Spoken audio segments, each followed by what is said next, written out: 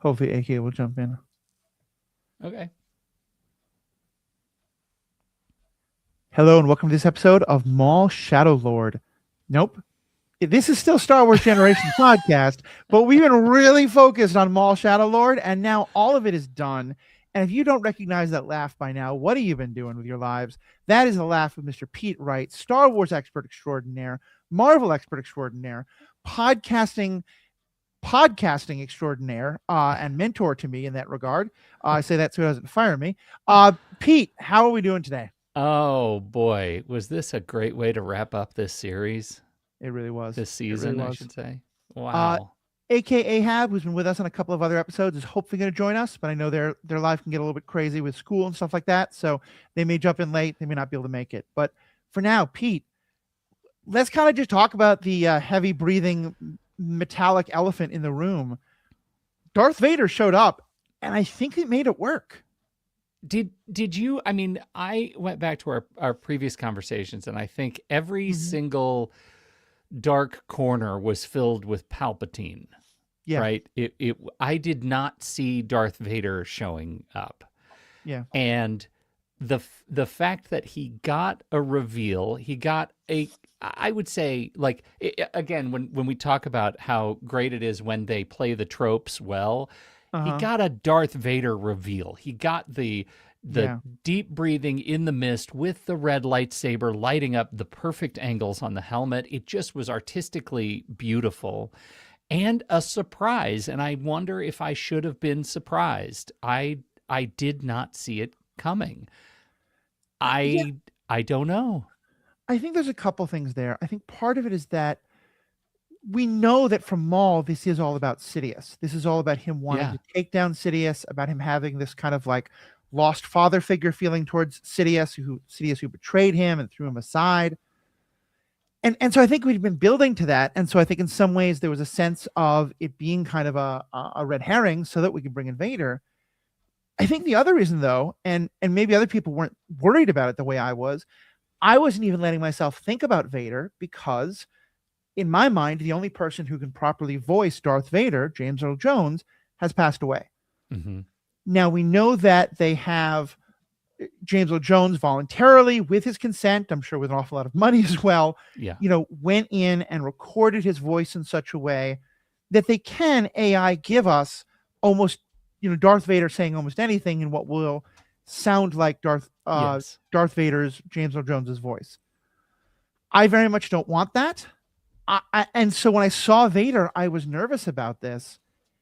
And as Aaron and I talked about a couple of days ago, the decision to have Vader not say a word because he Yes. doesn't need to was perfect.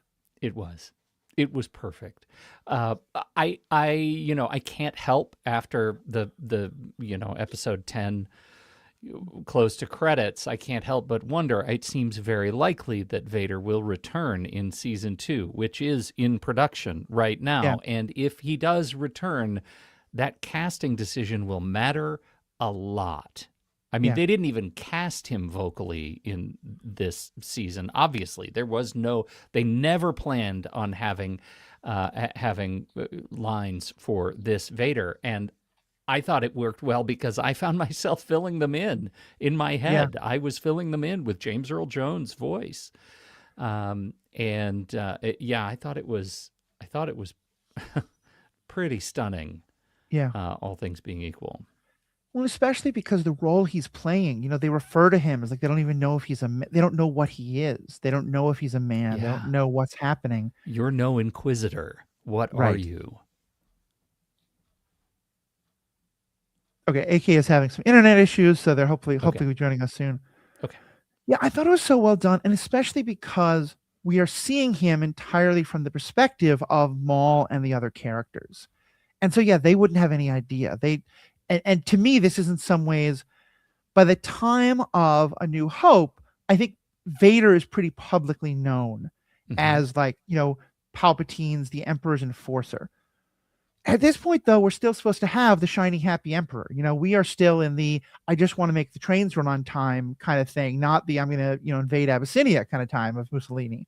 We are just trying to be happy and a good empire. And so I can understand if they don't want people to know oh yeah, this guy who looks an awful lot like that nightmare thing that we've talked about for 1,000 years, the Sith. He's working for the Emperor, but don't worry, it's fine. Yeah.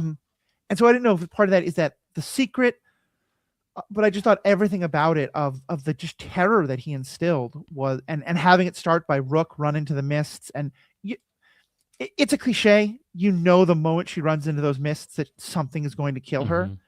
But I thought you're right. They did a very good job of like she dies of something, but it could be some monster creature, it could be Vader, it could be Palpatine, it could be something else, and then the reveal of Vader is just perfectly done.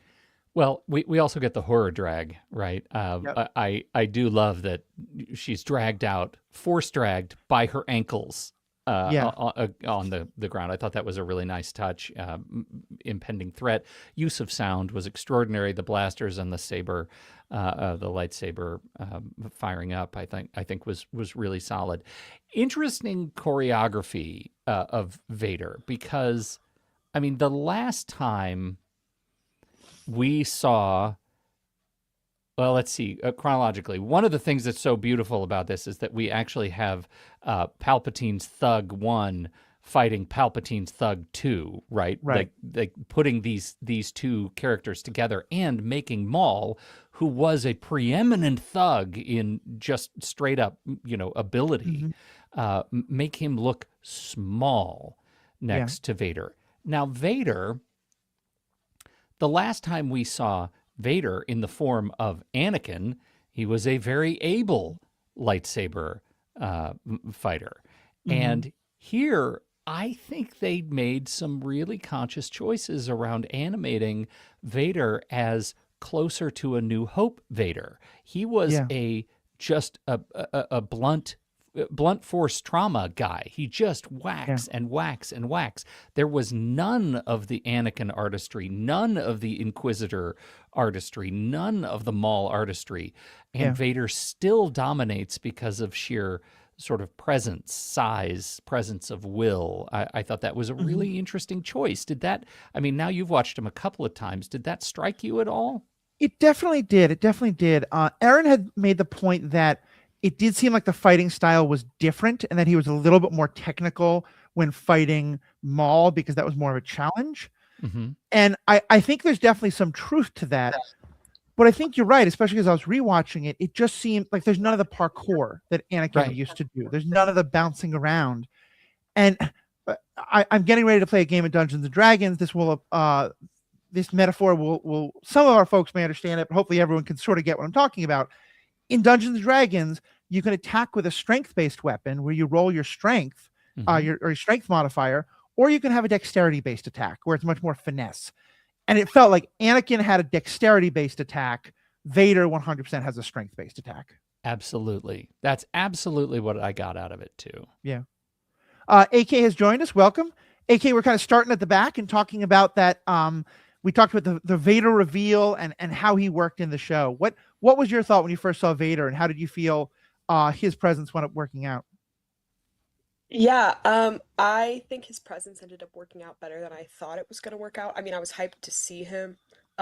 It's hard not to be hyped to see him, as much as I was kind of hoping the story wasn't going to veer in that direction. I think they did a good job, not giving us like too much, you know? I think Vader as this just really scary, kind of quiet figure that shows up, and poses a problem is like the original Vader. He doesn't have as much personality in the original trilogy that I think they've given him in some of the later works, and I liked seeing that version of Vader again. Yeah. Well, certainly he doesn't in A New Hope. And I've always kind of got the idea that part of what happens is he has this moment with Luke and he connects and realizes, like, Skywalker, is this my offspring?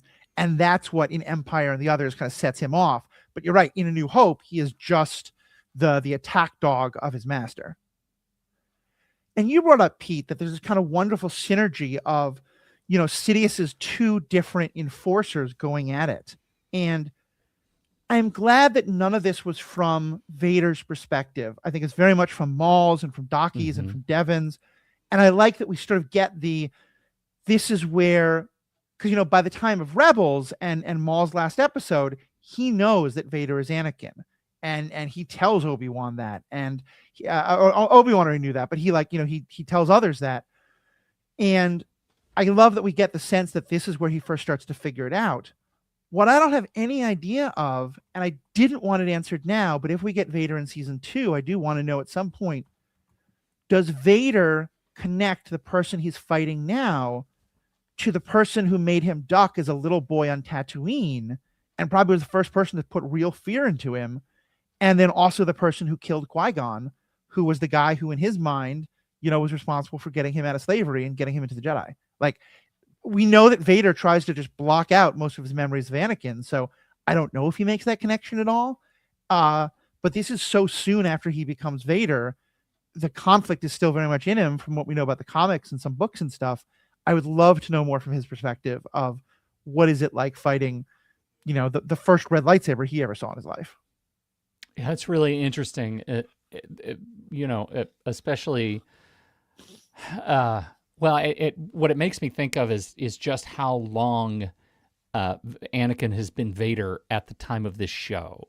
My hunch is it's around 2 years, and I think so. Yeah, it's kind of a surprise that it's a little bit of a surprise that they had not heard of Vader by now. Right, as much as Maul has been on the run from the Empire, and what this entire story sort of presages is that Vader has not been in service as kind of thug Model 2 for that long. Maybe he's been doing something else, or who knows what he's been doing for the last 2 years.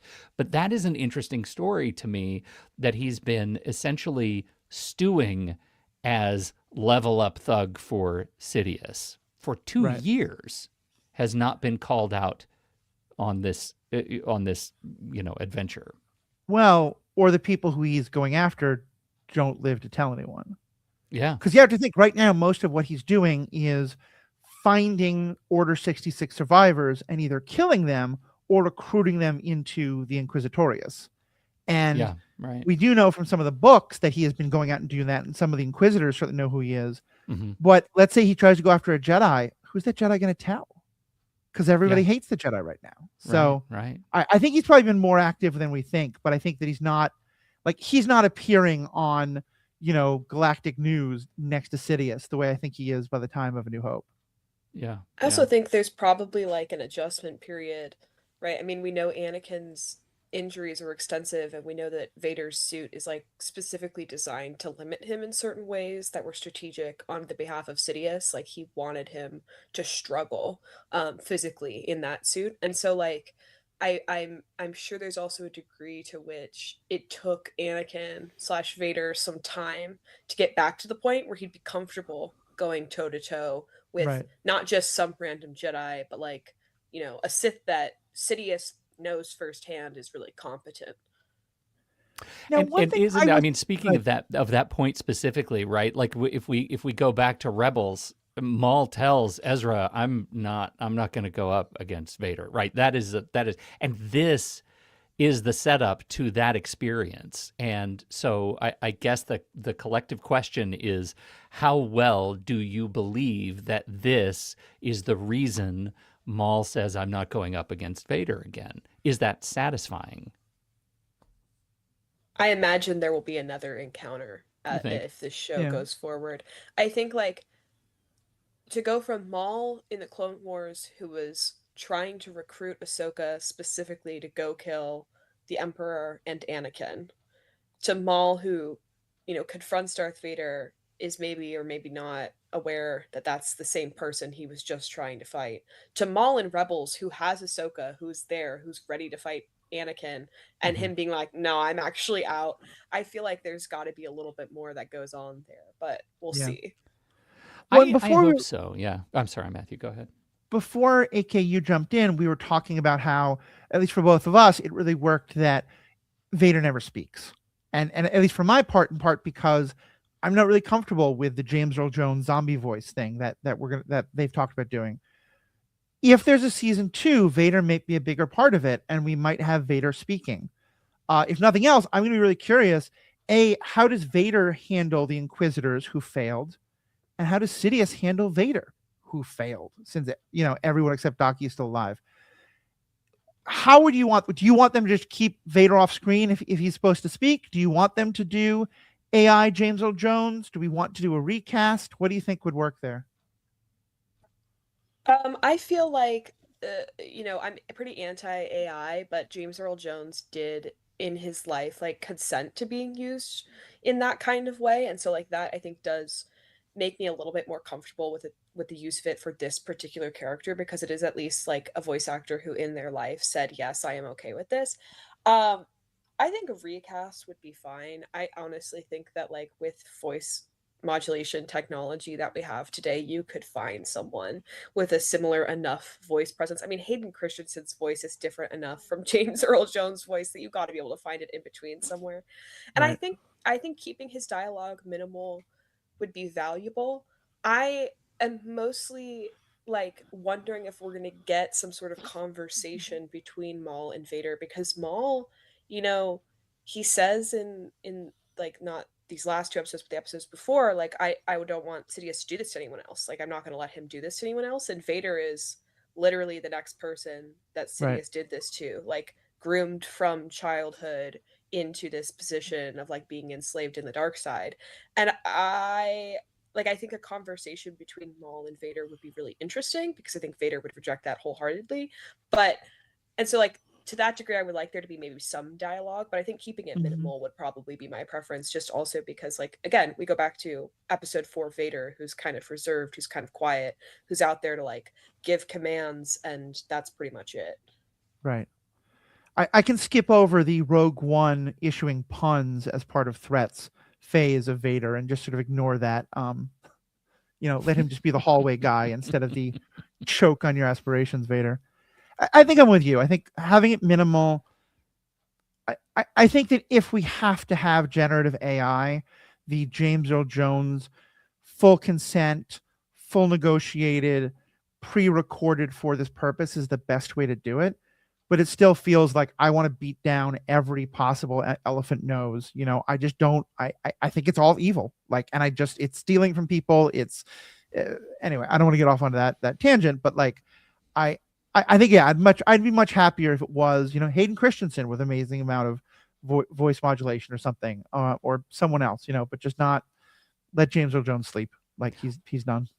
Well, there is I mean, arguably a bigger swing would be not to have Vader in season 2. I mean, Yeah. there is plenty of story in this, Oh sure. for Maul and Crimson Dawn, and there's Hmm. plenty of stuff to do, and maybe this was just the big, guest appearance, and they can move on, Right. because Vader will be busy. Yeah. That's right. And so, yeah, you could have the Inquisitors talking about remember what Vader Yeah, said. Remember right, Vader killed Crowface because blah blah blah or whatever it is. right. So staying on the dark side of it all, obviously one of the other big things we get, and that again we kind of knew was coming for a long time, but is what seems to be Devon's fall and Devon's kind of taking on the role of Maul's apprentice.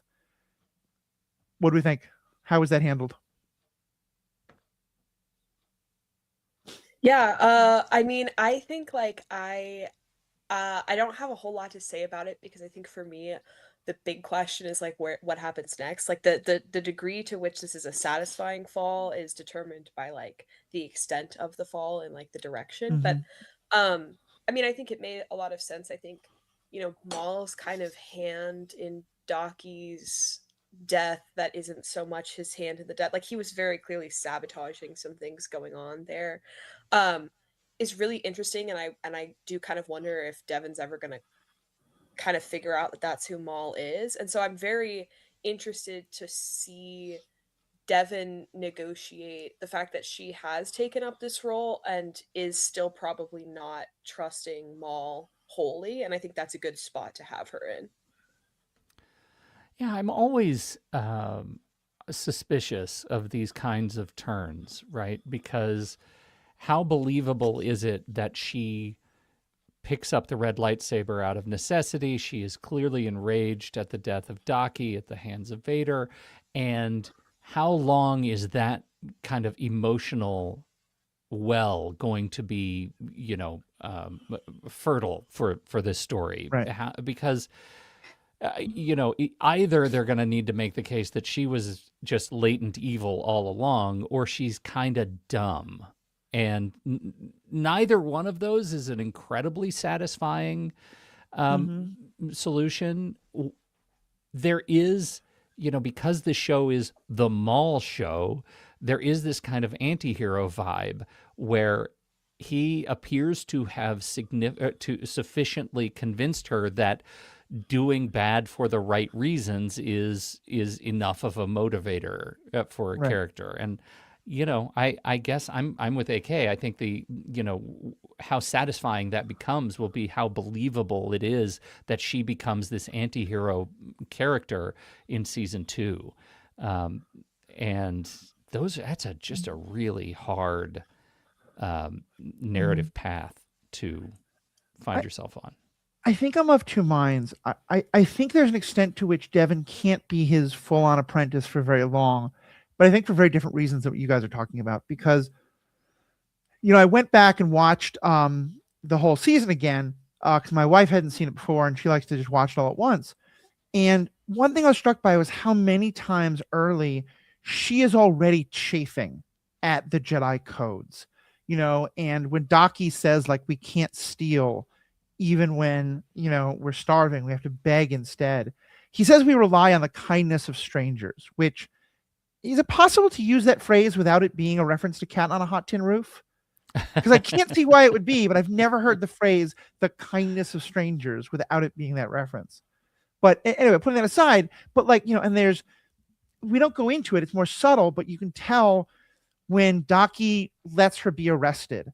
And then when she's being taken away and Daki decides to rescue, a couple of random people who, are going to die if this bridge falls. But instead of her, every one of those beats, you can see her kind of feeling like this isn't working.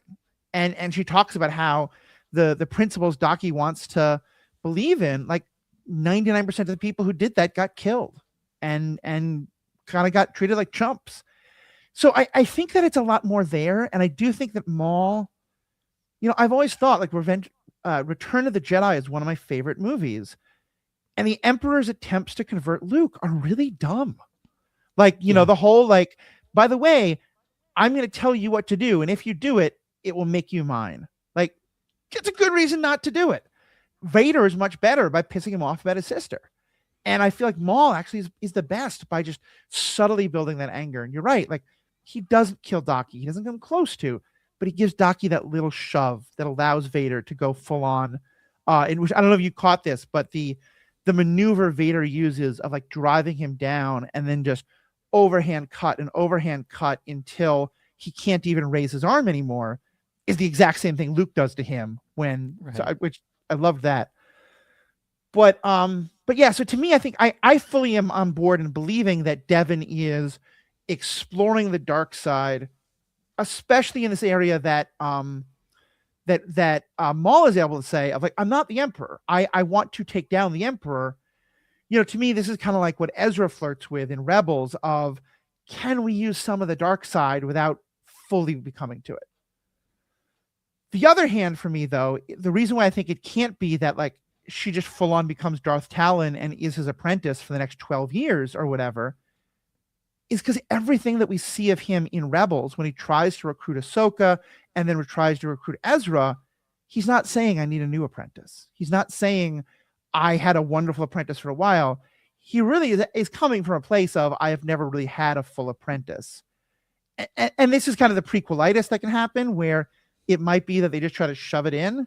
But I feel like what I really hope is that they're going to honor that by having her be, kind of going in that direction, but never really fully. And at the end, there's some kind of a challenge and Maul maybe has to kill her, or she gets killed by something else, or maybe that the two of them take on Vader again or take on even Sidious again and she gets killed or whatever that might be.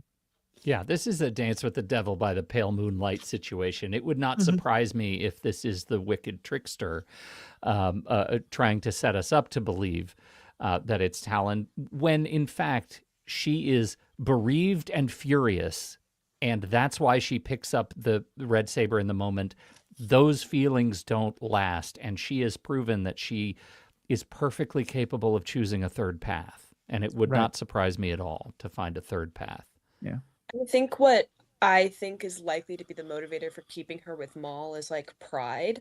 I think she Mhm. thinks she can use Maul more than Maul can use her. And like, I get the sense that that'll be what gets her kind of caught in a situation. The only, like, I'm thinking character wise, like, if they were going to get her to stay as his apprentice for an extended Mhm. period of time, I think it'd have to go something like what Sidious ultimately pulls with Anakin, which is you get them to do something they kind of can't take back, and so they just have to embrace it and move on, right? Like Anakin ultimately, like throws helps Sidious kill Mace Windu, and then goes, "Well, I can't go back now." And I'm wondering if Yeah. there's maybe like a similar sort of setup with Devin, where she's gonna think she's playing this in between. She'll like kind of think she's using Maul, and then do something she can't come back from, and go, "Well, I guess I'm here now." And then that plays out in a different Mhm. way. So Aaron actually had a great theory about this when we chatted a couple days ago because I love a good teenage romance. I love a good Dawson's Creek story. I don't want that in this show. And so the Riley of it all is not what I'm super excited about. And I don't want something where like she's kind of like torn back and forth with Riley representing like the good side of her and all that kind of stuff. Um, but what Aaron pointed out is that if Maul plays it right, her killing Maul, her helping to kill Mace will be that she has to kill Riley. And I do think that that could be a real like the challenge moment of does she and maybe she resists it, she doesn't do it, and that's why she never really becomes the apprentice he wants. I Just do think go ahead.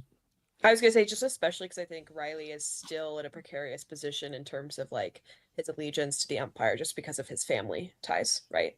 Right. Well, I think Two Boots is going to go full Westworld and just tear Riley apart, just a rage fueled robot bender. Okay. I'm I was gonna say at this point I feel like the struggle is gonna be between Two Boots and Riley's mom because I don't really get that. To Yeah. me the only really sour note in all of this was the Lawson's father was Lawson as the sacrificial father plot line. It felt Is he really sacrificed? If you don't see a body, he can come back. We've seen this time and time again. well, he might have failed to sacrifice, but he certainly attempted, and the son believes he has sacrificed himself. Yes, that is true. I agree with you that like the show that showed us Maul decapitating numerous people, I don't think is worried about our tender sensibilities in terms of Lawson's Right. body. But it felt so cliched.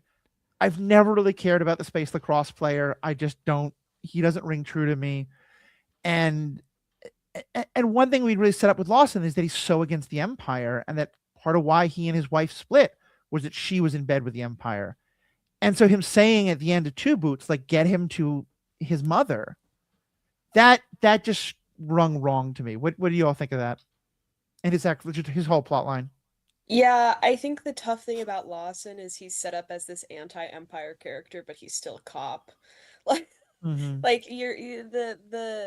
the the contradictions in that character are, I think, just really tough to tease out because you have like this non-white character who's supposed to be like a protagonist who's anti-empire but is still at the end of the day like working for law enforcement, is a cop, sends his son back to the empire. Like I just kind of don't know what to do with him.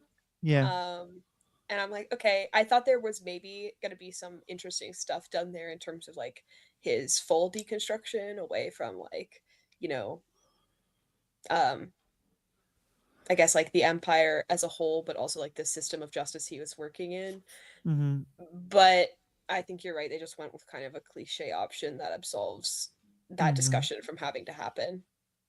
I don't know. I think I'm more bullish on it than you guys. I actually think there's a lot of room for a continued complex conversation about the family's role inside and outside of the empire, right? I mean, his allegiance to law enforcement was completely separate from his, or I should say, inseparable from his impression of the empire, that they were the wrong thing about law enforcement.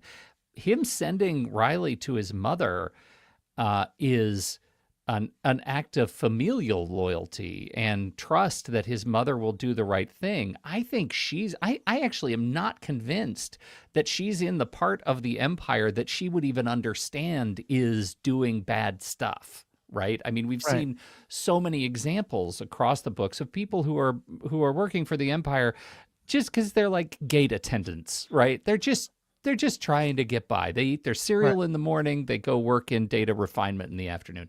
I think that's, who knows what role she's actually playing. I don't think it's in a militarized, area. That gives us a chance to have a bigger conversation about her allegiance. If, let's just say, the father's dead. Right. Who knows what's going on? I mean, the speaking of elephants in the room, who knows what is left after Riley's interrogation by the Inquisitor, right? That's potentially a ticking time bomb that has not been answered or addressed in the last 2 episodes of the show. So I'm actually fascinated by what could happen, because the show wants to make us think it's the cliched choice, and maybe it's not. I think that'd be interesting to do, but I think they're already doing that with another character, and that's Two Boots.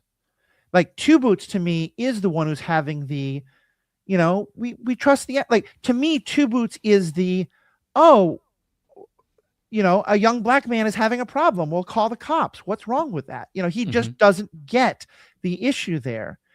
And by the end, he's discovered the leopards will eat the faces of his friends. And he's had a real conversion moment there. And so I think we're already getting with him that story of the person who just doesn't notice the problems of the empire, but now has had them in his face.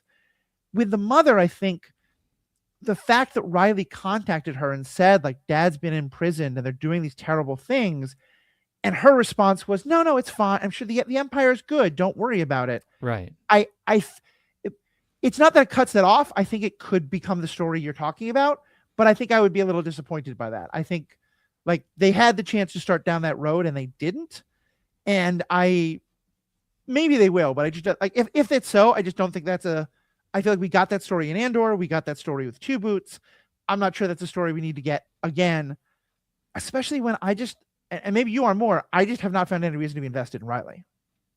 Well, I'm with you in Camp Dawson. I feel like I didn't need the Dawson character from his perspective. I don't necessarily mind the character when I think about it from the father's perspective, because that is a different story than one we've had. I don't need Riley to have his own B or C story in season 2. I could be done with that, but I do kind of like, again, from the mother's perspective, what does it look like to grieve the loss of your ex-husband at the hands of the people that you work for, right? And again, I'll say it again, I love the tropes when they're played well. I don't mind having that conversation again on this show if it's done in an interesting way. I like it when Darth Vader lights up his red lightsaber in the dark.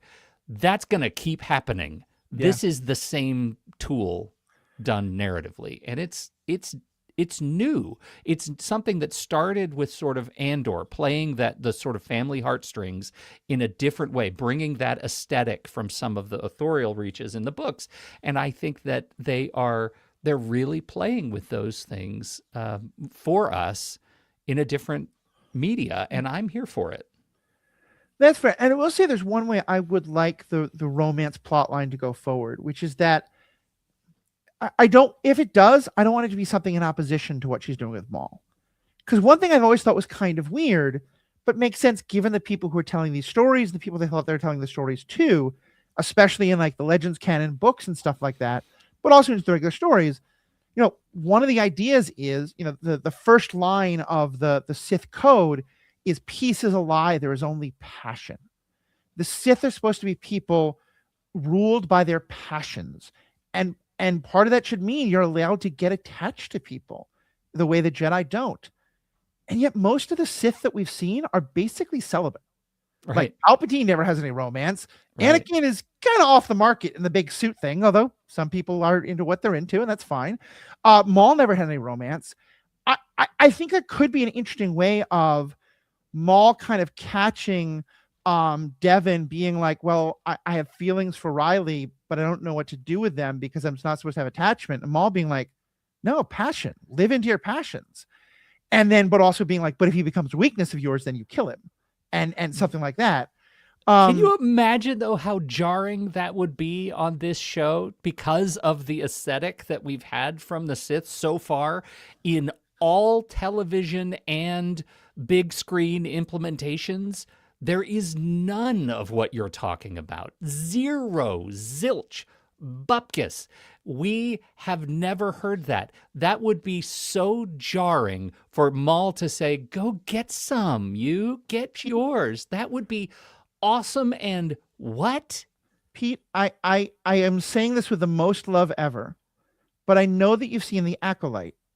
And so this feels like the best confirmation that you were a straight man that I've ever heard in my life. You're right. No, I had. Because there's so much thirst and yeah, I know. There's a lot of thirst in The Acolyte. Yeah, you're right. Maybe the High Republic was exactly where we need to get for people to just, get busy. I'm just saying, like, AK, back me up here. Are we? Yeah, no, and I think like my conception of the Sith in the Old Republic has always been like a hedonistic Sith, right? Like if you go even further back, like before the Rule of Two, Yeah. I think the Rule of Two is kind of where the Sith are like, we need to get down to business. Our passions need to take a back seat to the mission, right?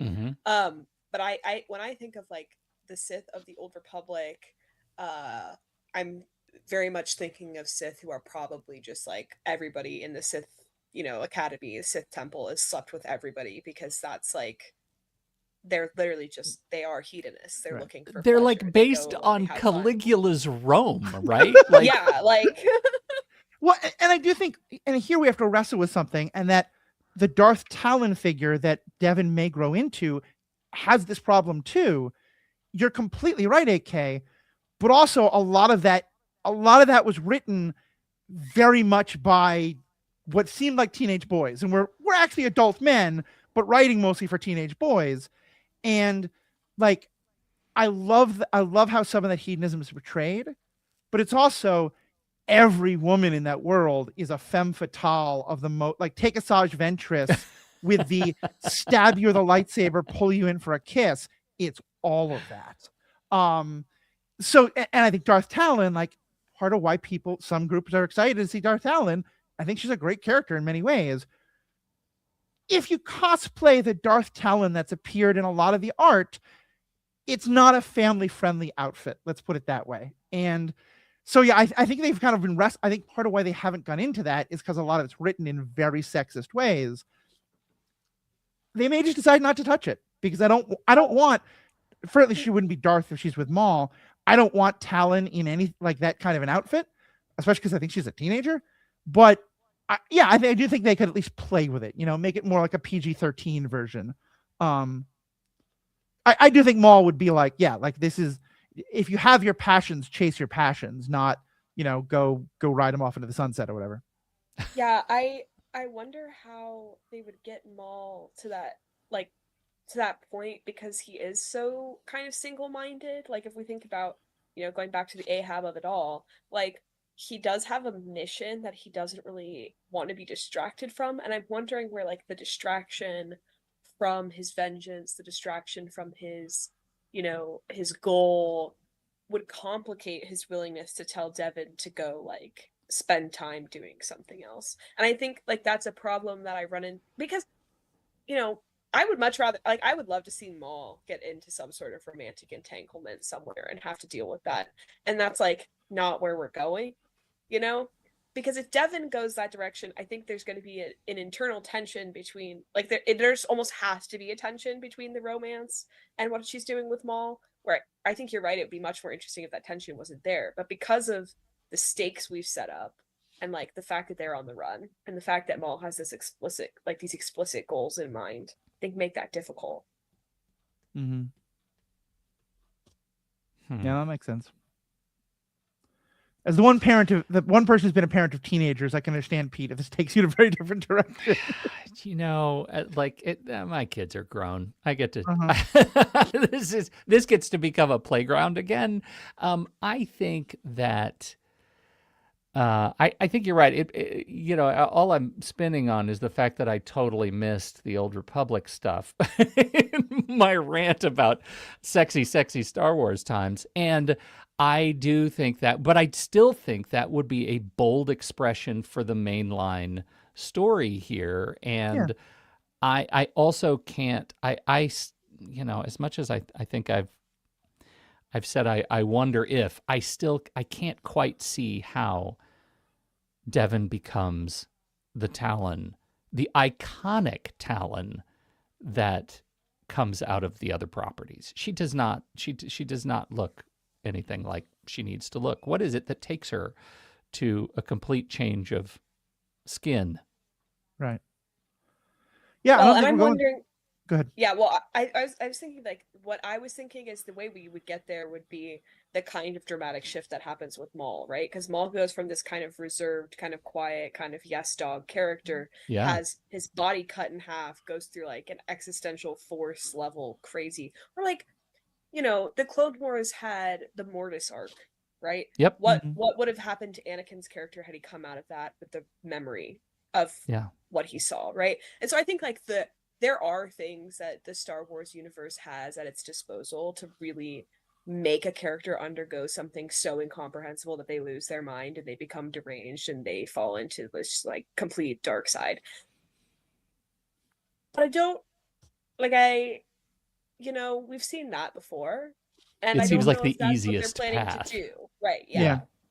I mean, certainly eyes turn color when you become more Yep. Sith, and so Twi'lek Sith, becoming. Although again, they're not Sith is part of the point. Right. Um, and yeah, I think it'll be interesting to see. I think also there may well be a time jump that the next season of Maul may take place 5 years down the line when Talon is solidly as an adult, and uh, because to me, I've always thought one of the things that's so interesting about Maul and his plot line with his brother Savage Opress, I think shows this best, but it comes through a bunch of times, including in this, is and I will say I'm projecting maybe somewhat because my father was not great to me, although he was definitely not Palpatine levels of not great. But there's a struggle that happens when you know you you had a parent who was terrible to you, and now you're trying to be a parent yourself. And that's true also, like if your parents are terrible to each other, that's the model of romantic love that if one of your parents is abusive to you, that's the model of abuse of parental love that. He became deeply abusive to Savage when he was Savage's master, because that's the model he was taught. Mm-hmm. And I think he somewhat learned a lesson from that with Savage, but I'll be curious to see like how is that playing out with Devon. Excuse me, how is that playing out with Devon? Is he falling into some of the same patterns of what he learned from Sidious, or is he doing something totally different? Can we talk about Dryden Voss and Solo? It's my other sour note in a otherwise very good thing, but yeah. What was your take? No, that's I wanted to offer you an opportunity to air your grievances, because I had a feeling as I was watching it last night that this might be an area of contention. I'll let AK you go first. Yeah, I honestly I don't even know that I fully put that together when it showed up. Solo is so far from my brain in a lot of ways in terms of like where I situate it within the rest of Star Wars continuity. I guess I'm like, okay, well this is here. We'll see how this goes. That's kind of my take from it, because I was like, oh, I forgot this was there. Yeah, it was out of the blue in Solo, right? Like it was a complete new idea I had never considered. I didn't hate it, and controversial hot take. I actually kind of liked Solo. I thought it was a pretty good movie. I had a Yeah. good time with it. And Yeah, I and think to be clear, I like Solo too. It's just it's yeah, not one that I like remember is in the yeah. continuity for some reason. yeah, I mean, that to me, Solo is a fantastic standalone heist movie that just yeah. happens to have characters named similar to a movie I like.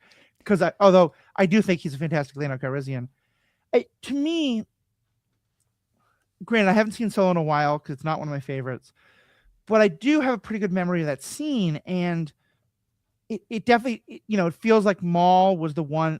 My memory of it is that at that point, Dryden is kind of reporting to Maul, and that's why Kira kind of like, now becomes the one to report to Maul. And I feel like the only reason you actually bring Dryden Voss into it is if you're going to get Paul Bettany to voice him. And they didn't. And they got someone who did a pretty good Paul Bettany impersonation that it took like 3 sentences before I could put together, no, this is not Paul Bettany, but it wasn't. And prequels are always hard because people have plot armor. And so at that ending, we knew that Maul wasn't going to die, but we didn't really know if anybody else was going to live. I think even Merrick, because he could just become, Green Ghost Man, Green Gas Ghost Man when he shows up later. And so introducing another person who has to live, I thought was a real mistake. Especially if the only reason to do Dryden is if you're going to have, it could just be like someone talks to Dryden, and now this is like Dryden's lieutenant who's come to get him. Because then you're not worrying about why is this voice wrong, and you also aren't having this guy has plot armor as well. I'll say it took me as many times as they've dipped into Dryden Voss in this show. It was really up to the very end that I caught, oh God, that's the same. That's the Paul Bettany Dryden Voss. Oh my God, how did I not see that coming? And then I found I kind of liked it, you guys. I really kind of liked it. I liked the idea that they set up a deal in this show, and the cliffhanger is the only one who doesn't know that Dryden Voss is not going to get what he wants out of this exchange is Dryden Voss. And we know, like plot armor specifics indicate, we know how that's going to end. And I have to say, I was kind of happy with the choice. I thought that gives me something to look forward to, because it's now not the what I need to worry about, it's the how. And sometimes the how is exactly what I need to just sort of, ruminate on. Like I said, I think if they had just gotten Dryden Voss lieutenant and said this is how Maul plugs into Crimson Dawn and starts whatever he's doing with Voss, I'd be there for that. And if as I imagine, a lot of season 2 is going to be him jockeying with Voss, I would love if Kira comes into the mix somehow and we get to see more of her. But I'd also love it if we get Voss. But if so, I really want those actors to come back as voice actors. And we know Paul Bettany has done voice acting. Like all of Jarvis was pure voice acting. Right. Yeah, I'm here for it. I think I actually think he's an interesting part of this character, and that's what takes me back to a season without Vader.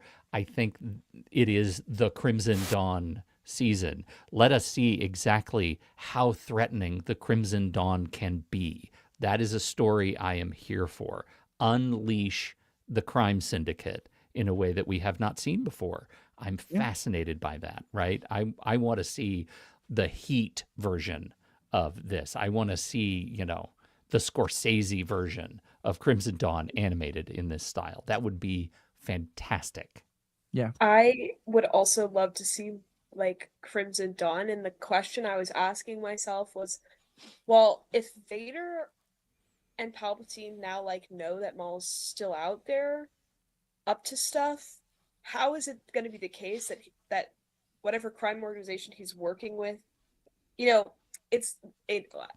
we talk about like debate policy, we often say it's like there's this double bind between you're doing something big enough that it gets the state attention, but then if it gets the state's attention, you're going to get crushed. And so like where is the in between that they're going to have to exist? Where like this is a scary crime syndicate, but it's not a scary enough crime syndicate that it's going to draw a bunch of the Empire's attention and get squished. And like how they're going to navigate that, I think will be really interesting, because I wonder if they're just going to go somewhere in the galaxy that is, not a place the Emperor cares about, or if they're going to like strike some back deal with the Empire. I don't know. Oh, here's another possibility. Yeah. Because again, 'cause I'm thinking just of all the various properties that we could tie into. Maul obviously has a deep connection with the Night Sisters. You know, him being a Night Brother and all that, and we also know that Merrick is going to eventually wind up with the Night Sisters. And we don't know anything about what happens with the Night Sisters in between their being wiped out in the Clone Wars and then them showing up as like ghosts in some in Rebels We and in have Jedi Fallen Order, but then we get them in the Ahsoka show. Well, there's also the Tales of the Empire. We get that arc with Morgan Elsbeth. Oh, that's right. Yeah. Is working with Thrawn. And so, like, I'm wondering if there's a connection somewhere in there between, like, a tension with Dathomirians or Night Sisters who are kind of working with the Empire and Dathomirians or Night Sisters who are kind of working outside the Empire. Right. Yeah, well, and especially because Maul has clearly like the legs that Mother Talzin created for him have been pretty badly damaged. So, yeah, I don't know. I think it's not something I'm going to hang my hat on, but I think there's a lot of possibilities of Dark Sisters showing up. That wouldn't be the worst thing. I love them. I'm always for. I think it would allow them to introduce some of Talon's aesthetic too, if True. Devin gets in with the Night Sisters a little bit. Are we pouring one out for Spybot? Oh, that was so sad. Yes, I love Spybot. That's so sad. And that really is done. They hung a flag on that I mean, we saw everything, like we saw a body essentially. Spybot was dissolved in the acid. I don't think we're going to get another Spybot. And I admit Spybot was getting on my nerves a bit by the end. Like I felt like he was kind of played out, and so when they made his death something I cared about in a way I didn't think they would be able to, but also I was like, I'm ready to be done with Spybot. So I thought that was very well done. Well, this has been about an hour. Any other kind of last things either of you want to bring up that we haven't touched on, or questions you want to pose? Or, you know, I feel like this show has been in some serious, like, high rated Star Wars series territory for me. I did not expect it to be as kind of meaningful, but it's up there with Clone Wars for, you know, what Clone Wars was able to accomplish. I am as eager for season 2 as I was, you know, for last season of Clone Wars stuff. I'm really excited to see what they do. It seems like they're having a lot of fun, and the art is beautiful. The characters, even Dawson, I can put up with Dawson, and the characters are really rich. I think this is it. It's fun. The Kremlinology too, with you both, of figuring out where is this going to pull from, you know, from the lore to make this a continued fantastic show. I'm here for it. Okay. Yeah, I'm also excited. I'm having a lot of fun with, like, you know, Maul's personal philosophy and like his, you know, tensions between where he's situated with the dark side and what that means in the world where he knows the Empire is evil. And I also have just liked like the, you know, the crime syndicate situation. Like I really enjoyed Vario this whole season, just like as a character. I want more, you know, who are people who are doing things in the background of the galaxy that's making people's life hard, who aren't the Empire. I've been having fun with that, and so I'm excited for what this show is going to do. And I do think the art for this show is pretty top tier. I think they've really nailed the Clone Wars animation style, but in a really kind of crisp, fresh way. It's just gorgeous to look at, and so I'm super excited about more of it. Yeah, we were saying before we start recording, and I'm going to make sure I'm going to do one last session with Aaron and Alex about this show, and I'm going to make sure we talk about lightsabers in the mist, because we'd never done, but it's everything. Like one of my favorite shots was when we were focusing on Lawson and what he was doing, and just in the background were these red and blue lights flashing of the lightsabers. For me, though, the final comment, I'll let you guys respond and then bring this to a close. Pete, you said that, you know, they're kind of putting Maul and maybe Devin into the anti-hero category. And I would actually say part of why I was really impressed by the show is I don't think it did that. I think it let Maul stay a villain. He is fighting against someone who we think should be fought against, but he is far beyond even the Punisher or someone like that in terms of using methods. I think we're supposed to be like, this is not cool, this is not okay. And if he makes Devon fall, like, she's going to become more powerful, but I think it's going to be something we look at as bad. And I think it is very hard for a show to have a villain as its protagonist.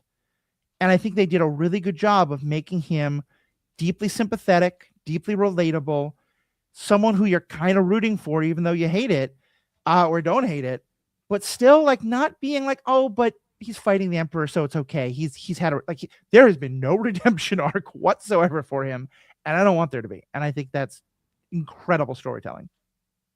Yeah, I agree. I think one of the things that I have a struggle with a lot of times in narratives that are working within a structure of fascism is this kind of like willingness to justify, kind of abysmal actions in the name of like fighting evil. And I think Maul, to the counter, is an example of like, no, there actually is such a thing as going too far. Like, for just fighting evil is not sufficient. You have to be fighting for something good.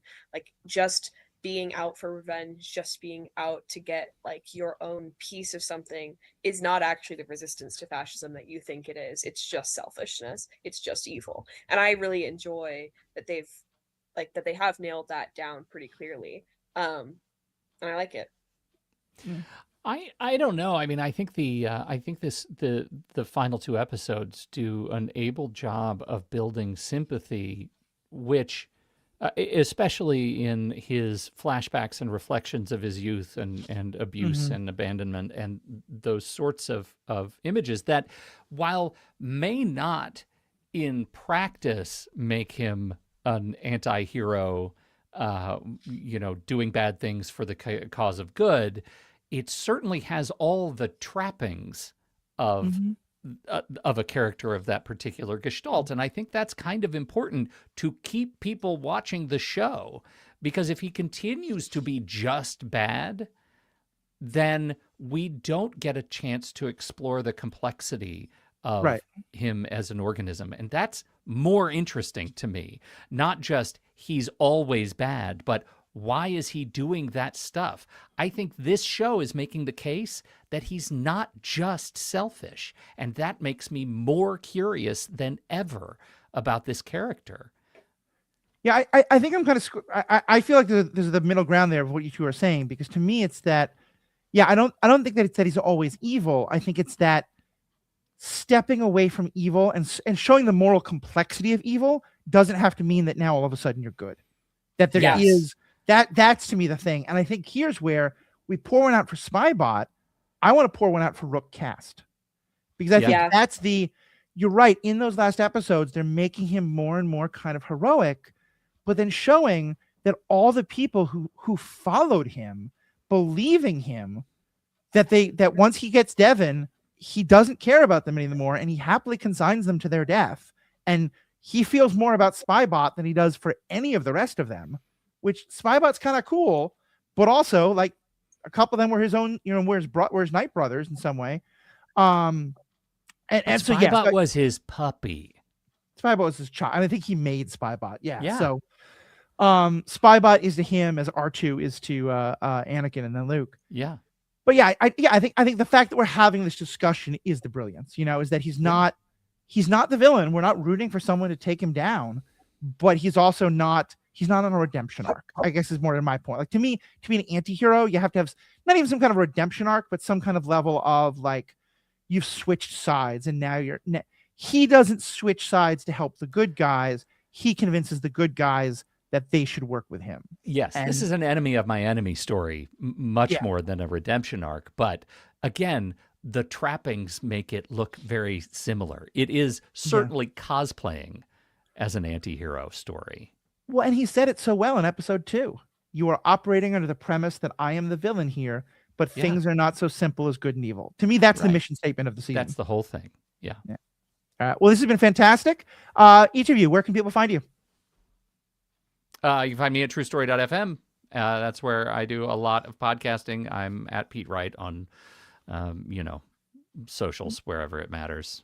TrueStory.fm is where you can find about 95% of the important work that Pete does. But if you go to Amazon or your local bookstore online seller, you can find Lattice, the new novella sci-fi that I've about halfway through and really enjoying by Mr. Pete Wright. So definitely check that out as well. AK. Yeah, I'm on Instagram and TikTok at Iron Kingdom Adventures, and I post stuff there from time to time. Yeah. Awesome. Well, thank you both so much. Of course, please check out Superhero Ethics. We're doing a lot of fun things. Check out Marvel Movie Minute, where Pete and I are talking about a Marvel movie that I actually enjoy, which I am 1 for 4 now in the movies that they've gotten me to come on to. So, although I did wind up enjoying Thor, the first one, a lot more. The second, not so much. Don't paint yourself as the anti-hero of that podcast, Matthew. No, I'm the Maul. I'm the villain. I'm still nitpicking things, but at least we're finding some good roots. So please check all that out. All that is on TrueStory.fm or theethicalpanda.com or Pete Wright. Is it Pete Wrights? No, actually my personal website is itsmepete.com. Okay. You can find everything there. Because you're a writer and your last name is Wright, and I think there's something to be it's found kind of a there. curse. Yeah. Well, curse or blessing? Yeah. You tell us. Anyway, folks, thank you so much. We have spoken.